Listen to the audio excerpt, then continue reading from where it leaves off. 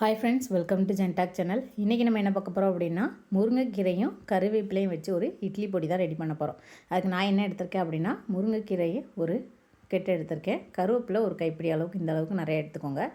உங்களுக்கு முருங்கைக்கீரையும் கருவேப்பிலையும் அதிகமாக சேர்க்கணுன்னா நீங்கள் அதிகமாக சேர்த்துக்கோங்க. இல்லை உங்களுக்கு கம்மியாகவே போதும் அப்படின்னு நினச்சிங்கன்னா இருக்கிற அளவு சேர்த்துக்கோங்க. ஃபஸ்ட் டைம் செய்கிறீங்க அப்படின்னா ட்ரை பண்ணி கொஞ்சமாக வச்சு ட்ரை பண்ணி பாருங்கள். நல்லா வந்துச்சு அப்படின்னா நெக்ஸ்ட் டைம் நீங்கள் என்ன செஞ்சுக்கலாம் அப்படின்னா, கூடுதல் முருங்கைக்கீரையும் கூடுதல் கருவேப்பிலையும் சேர்த்து நீங்கள் என்ன செஞ்சுக்கோங்க அப்படின்னா செஞ்சு பாருங்கள். இப்போ நான் என்ன செஞ்சுருக்கேன் அப்படின்னா, முருங்கைக்கீரையும் கருவேப்பிலையும் தனித்தனியாக உருவி எடுத்தாச்சு. கீரையும் நான் இந்த மாதிரி எடுத்துட்டேன். தலங்கீரையாக இருந்துச்சு அப்படின்னா நீங்கள் இந்த மாதிரி காம்போடு இருந்தாலும் பிரச்சனை இல்லை. நம்ம கீரையை என்ன செய்ய போகிறோம் அப்படின்னா அரைக்க தான் போகிறோம். அதனால் நீங்கள் கீரையில் காம்பு சின்ன சின்ன காம்பு இருந்தால் பிரச்சனை இல்லை. ரொம்ப பெரிய காம்பாக இல்லாமல் யூஸ் பண்ணிக்கோங்க.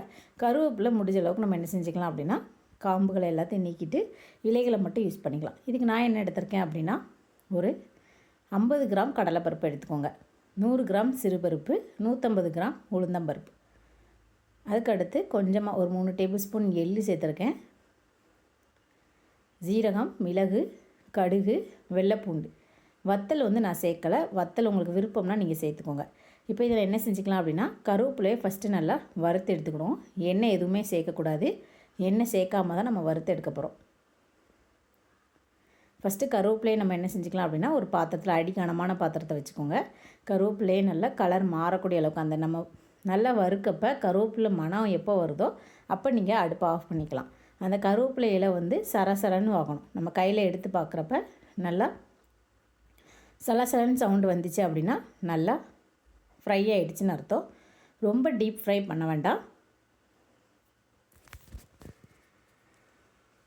கலர் மாறினதும் நம்ம என்ன செஞ்சுக்கலாம் அப்படின்னா, இந்த கருவேப்பிலையை பாத்திரத்துக்கு மாற்றிக்கோங்க, வேறு பிளேட்டுக்கு. இப்போ கருவேப்பிலை நல்லா மணக்க ஆரம்பிச்சிச்சு.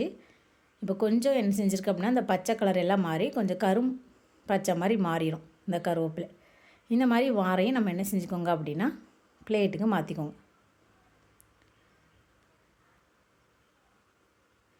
ரொம்ப கரிஞ்சிச்சு அப்படின்னாலும் அந்த பொடி டேஸ்ட் இல்லாமல் போயிடும். கருவேப்பிலையை நல்லா இந்த மாதிரி ஃப்ரை பண்ணி எடுத்ததுக்கப்புறமா முருங்கைக்கீரை பூக்கள் இருந்தாலும் நீங்கள் இது கூடவே சேர்த்துக்கலாம். முருங்கைக்கீரை பூவையும் இதையும் நான் என்ன செஞ்சுட்டேன் அப்படின்னா பேனில் சேர்த்துட்டு எண்ணெய் சேர்க்காம தான் வறுக்கணும். கீரைகளை நீங்கள் முதலே கழுவி நல்லா ட்ரை பண்ணி சன்லைட்டில் வச்சுட்டு அதுக்கப்புறமா உதிர்த்திட்டோம் அப்படின்னா ஈஸியாக இருக்கும். முருங்கைக்கீரையில் இரும்பு சத்து இருக்குது. அதே மாதிரி நமக்கு கறிவேப்பிலை ரொம்ப ரொம்ப நல்லது. நம்ம முடி வளர்ச்சிக்கு சரி, நம்மளுடைய ஹெல்த்துக்குமே என்ன செய்யலாம் அப்படின்னா, நம்ம அதிக அளவில் கருவேப்பிலை முருங்கைக்கீரை சேர்த்துக்கிட்டோம் அப்படின்னா ரொம்ப நல்லது. முடிஞ்ச அளவுக்கு நம்ம பொடிகளாக சேர்க்கலாம். அதை இல்லை அப்படின்னா நீங்கள் கீரைகளாக சாப்பிட்றது பிடிக்கும்னா நீங்கள் அதையும் நீங்கள் தாராளமாக எடுத்துக்கோங்க. அப்படி இல்லை அப்படின்னா நீங்கள் வேறு விதமாக பொடியாக எடுக்கணும் அப்படின்னு நினச்சிங்கன்னா இந்த மாதிரி முருங்கைக்கீரை கருவேப்பில் பொடியாகவும் நம்ம டெய்லி ரெகுலராக எடுத்துக்கிட்டோம் அப்படின்னா ரொம்ப ரொம்ப நல்லது. கண்டிப்பாக நீங்கள் 2 கீரையுமே கண்டிப்பாக நீங்கள் எடுங்க. இப்போ பாருங்கள், இந்த முருங்கைக்கீரையை எனக்கு நல்லா ஃப்ரை பண்ணி எடுத்தாச்சு. ஆனால் இந்த முருங்கைக்கீரையில் கொஞ்சம் ஈரப்பதம் இருக்கும். நம்ம இப்போ தான் ஃப்ரை பண்ணி எடுத்துருக்கோம். அந்த ஈரப்பதம் இல்லாமல் அதோட சலசலப்பு வரக்கூடிய அளவுக்கு நீங்கள் வெயிட் பண்ணணும். நல்லா ஆற விட்டுருங்க. முடிஞ்சால் சூரிய வெளிச்சத்தில் வச்சு நீங்கள் என்ன செஞ்சுக்கலாம் அப்படின்னா நல்லா ட்ரை பண்ணி எடுத்துக்கோங்க. அந்த ஈரத்தன்மையோடு நம்ம என்ன செய்யக்கூடாது அப்படின்னா அரைக்கக்கூடாது. இப்போ மிளகு, சீரகம், கடுகு, எள்ளு, வெள்ளைப்பூண்டு. உங்களுக்கு காரம் தேவைப்பட்டுச்சுன்னா இந்த ஸ்டேஜில் உங்களுக்கு வத்தல் எத்தனை வத்தல் வேணுமோ நீங்கள் சேர்த்துக்கோங்க. அப்படி இல்லைனா வத்தல் பொடி சேர்த்துக்கோங்க. நான் காரம் எதுவுமே சேர்க்கலை இந்த கீரைக்கு. முருங்கைக்கீரை கருவேப்பிலை பொடி நான் செய்கிறது அப்படிங்கிறதுனால நம்ம சின்ன பிள்ளைங்களுக்கு நம்ம அதிகமாக யூஸ் பண்ணுவோம் அப்படிங்கிறதுக்காக நான் என்ன செஞ்சுக்கல அப்படின்னா காரம் சேர்க்கலை. நீங்கள் முருங்கைக்கீரை பொடியையும் இந்த கருவேப்பிலை பொடியும் சேர்த்து சாதம் செய்கிறப்ப தேவையான அளவு காரம் சேர்த்து செஞ்சுக்கலாம். எள்ளும் கடுகும் நல்லா பொரிஞ்சதுக்கப்புறமா நமக்கு என்ன செஞ்சுக்கோங்க அப்படின்னா ஒரு பிளேட்டுக்கு நீங்கள் மாற்றி நல்லா ஆற வச்சு எடுத்துக்குவோம். பருப்பு தனித்தனியாக எல்லா பருப்பையும் தனியாக தான் சேர்த்து என்ன செய்யணும் அப்படின்னா ஃப்ரை பண்ணி எடுக்கணும். இப்போ எனக்கு எள்ளு நல்லா பொரிய ஆரம்பிச்சிச்சு. நான் என்ன செஞ்சுக்கிட்டேன் அப்படின்னா பாத்திரத்துக்கு மாற்றிக்கிட்டேன். இப்போ பருப்பு நம்ம நல்லா வேக வைக்கணும். அதாவது நல்லா ஃப்ரை பண்ணணும். எண்ணெய் எதுவுமே சேர்க்காமல் நல்லா அந்த ஃப்ரையிலே நல்லா பருப்பு எல்லாமே வேகணும். அந்தளவுக்கு நம்ம என்ன செஞ்சுக்கணும் அப்படின்னா டீப் ஃப்ரை பண்ணணும். பருப்பு மட்டும் அந்த மாதிரி நல்லா ஃப்ரை பண்ணி எடுத்துக்கோங்க. அதுலேயும் உளுந்தம்பருப்பு முக்கியமாக நல்லா ஃப்ரை பண்ணி எடுத்துக்கோங்க. அது நல்ல கோல்டன் கலர் மாறக்கூடிய அளவு வரைக்கும் நீங்கள் என்ன செய்யணும் அப்படின்னா ஃப்ரை பண்ணணும். இப்போ இந்த மிளகு, சீரகம், பூண்டு எல்லாமே ஆறிடுச்சு. கீரையுமே கொஞ்சம் சலசலப்பு இல்லாமல் தான் இருக்குது. முருங்கைக்கீரை வந்து எனக்கு வந்து கொஞ்சம் ஈரப்பதம் இருக்குது, ஒன்றுக்கு ஒன்று ஒட்டிகிட்டு தான் இருக்குது. அதனால் நான் என்ன செய்ய போகிறேன் அப்படின்னா, இதை சன்லைட்டில் காய வைக்க போகிறேன். ஒரு நாள் நம்ம காய வச்சா போதும், அப்படின்னா ஒரு 2 hours மட்டும் நீங்கள் வச்சு பாருங்கள். அந்த ட்ரைனஸ் வந்து நமக்கு நல்லாவே தெரியும்.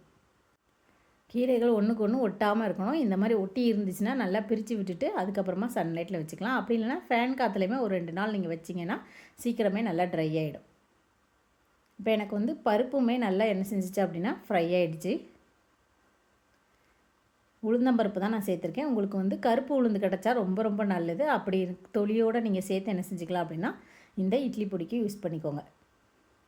நல்ல கலர் மாறணும். உளுந்து ஸ்மெல் எல்லாமே நம்ம வறுக்கும் போது வரும். அந்த ஸ்மெல் வரையும் நம்ம அடுப்பை ஆஃப் பண்ணிக்கலாம். இப்போ பாருங்கள், எனக்கு உளுந்து நல்ல கலர் மாறிடுச்சு.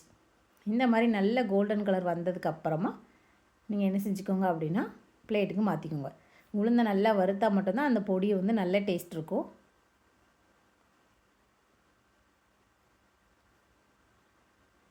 உளுந்து வறுத்து முடிச்சாச்சு. இனி நம்ம வந்து சீரகம், மிளகு எல்லாம் ஆற வச்ச பாத்திரத்திலே நான் சேர்த்துக்கிட்டேன்.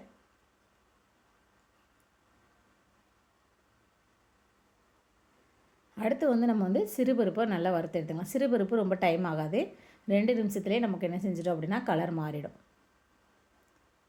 நான் எண்ணெய் எதுவுமே சேர்க்காம தான் வறுத்துருக்கேன். எண்ணெய் எதுவும் சேர்க்காமல் இருந்தால் தான் நல்லா டேஸ்ட் இருக்கும். இல்லைனா அந்த பொடி வந்து ரொம்ப எண்ணெயாக இருக்கும். உங்களுக்கு தேவைப்பட்டால் நீங்கள் எண்ணெய் சேர்த்து நீங்கள் என்ன செஞ்சுக்கலாம் அப்படின்னா ஃப்ரை பண்ணி எடுத்துக்கோங்க. ரொம்ப எண்ணெய் சேர்க்காமல் லைட்டாக ஒரு பிஞ்ச் அந்த மாதிரி சேர்த்துக்கிட்டோம் அப்படின்னா நல்லாயிருக்கும். இப்போ பாருங்கள், சிறுபருப்பு நல்லா வறுத்து எடுத்தாச்சு. அதையும் நான் அந்த பாத்திரத்தில் சேர்த்துக்கிட்டேன். இப்போ கடலைப்பருப்பு, உளுந்தம்பருப்பு கொஞ்சம் குவான்டிட்டி அதிகமாகவும், சிறுபருப்பு அதிலேருந்து கம்மி, கடலைப்பருப்பு அதிலேருந்து கம்மி. இந்த ரேஷியோவில் நீங்கள் எடுத்தீங்க அப்படின்னா டேஸ்ட் நல்லாயிருக்கும்.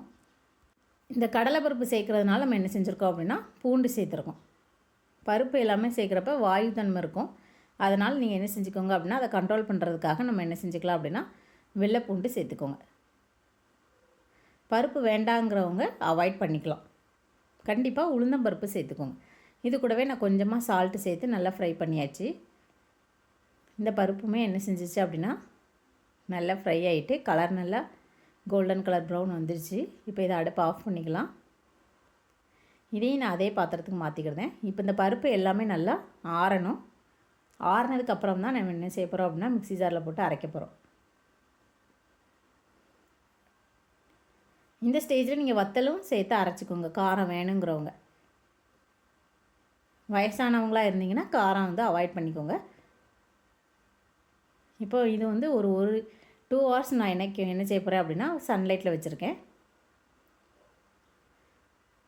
மதியம் நீங்கள் 1 மணிக்கு வச்சோம்னா ஒரு 4 மணி வரைக்கும் நம்ம வச்சாலே போதும். இப்போ பாருங்கள், இது நல்லா கையில் எடுக்கிறப்ப நமக்கு வந்து இந்த மாதிரி நல்லா க்ரஷ் ஆகணும், நல்லா உடையிற மாதிரி இருக்கணும். இந்த ஸ்டேஜ் வந்ததும் நம்ம என்ன செஞ்சுக்கலாம் அப்படின்னா மிக்ஸி ஜாரில் போட்டு அரைச்சி எடுத்துக்கோங்க. கருவேப்பிலையும் முருங்கைக்கீரையும் நல்லா ஃப்ரை பண்ணிவிட்டு கொஞ்ச நேரம் சன்லைட்டில் நான் வச்சுருக்கேன். சன்லைட்டில் வைக்கிறப்ப அந்த பாத்திரம் வந்து பறந்து போயிடக்கூடாது காற்றுல, அந்த மாதிரி பார்த்துக்கோங்க.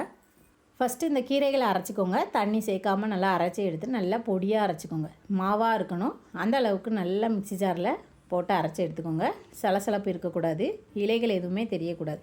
இந்த மாதிரி நல்லா அரைச்சி எடுத்துக்கோங்க. இப்போ இந்த கீரை எல்லாத்தையும் அரைச்சி எடுத்தாச்சு. முருங்கைக்கீரையும் கருவேப்பிலையும் நான் ஒரு கைப்பிடி அளவுக்கு எடுத்திருந்தோம். பருப்பு வந்து கூடுதலாக சேர்த்துருக்கேன்னா, அப்படி இல்லைன்னா நீங்கள் கீரைகளை அதிகமாக்கிக்கிட்டு பருப்பு குவான்டிட்டியை கம்மி பண்ணிக்கோங்க. நான் இன்றைக்கி வந்து பருப்பு எல்லாமே அதிகமாக சேர்த்து கீரை வந்து கொஞ்சம் கம்மியாக சேர்த்துருக்கேன். இப்போ இதையும் நல்லா அரைச்சி எடுத்தாச்சு.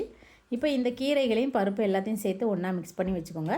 உப்பு தேவையான அளவு நீங்கள் என்ன செஞ்சுக்கலாம் அப்படின்னா பார்த்து போட்டுக்கோங்க. நம்ம ரெகுலராக செய்கிற இட்லி பொடி செய்கிறத விட இந்த மாதிரி கொஞ்சம் டிஃப்ரெண்ட்டாக முருங்கைக்கீரை, கருவேப்பிலை, எந்த கீரை உங்களுக்கு அவைலபிளாக இருக்கோ அதை இந்த மாதிரி நம்ம சேர்த்து செஞ்சோம் அப்படின்னா ரொம்ப ஹெல்த்தியாகவும் இருக்கும், டேஸ்ட்டாகவும் இருக்கும். டெய்லி நம்ம என்ன செஞ்சுக்கலாம் அப்படின்னா இந்த மாதிரி கீரைகளை வந்து ரெடிமேடாக நம்ம வந்து கீரை மாதிரி செஞ்சு சாப்பிடாமல் பொடியாகவும் நம்ம என்ன செஞ்சுக்கலாம் அப்படின்னா யூஸ் பண்ணிக்கலாம். இதுக்கு முருங்கைக்கீரை, கருவேப்பிலை, முடக்கத்தாங்கீரை கிடச்சிச்சா முடக்கத்தாங்கீரை இதே மாதிரி செஞ்சுக்கோங்க. பிரண்டையை கூட நம்ம என்ன செஞ்சுக்கலாம் அப்படின்னா இந்த மாதிரி இட்லி பொடி செஞ்சுக்கலாம்.